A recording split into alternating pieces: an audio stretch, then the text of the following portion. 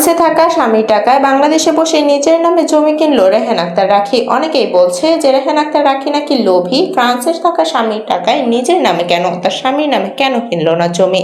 বর্তমান সময়ে রেহান আক্তার রাখি একটা জমির ভিডিও দিয়ে জানিয়েছে, আলহামদুলিল্লাহ কিনে নিলাম স্বামীর টাকায়। রেহান আক্তার রাখির স্বামী ফ্রান্স থেকে জানিয়েছে যে তার নামে কিনেছে, সেটা আমারই জমি। বর্তমান সময়ে রেহান আক্তার রাখির সাথে যেন একেবারে তুমুল কন্ট্রোভার্সি লেগে গেছে। তার স্বামীর একটা ভিডিও আপলোড করেছে রেহান আক্তার রাখি এবং সেই ভিডিওতে বোঝা গেছে বর্তমানে তার স্বামীর সাথে তুমুল ঝগড়া চলছে তার। বর্তমানে রেহান আক্তার রাখির এই ধরনের পোস্ট দেখে অনেকেই অবাক হয়েছে। অনেকেই জানাচ্ছে রেহান আক্তার রাখি হয়তোবা লোভী প্রকৃতির মেয়ে।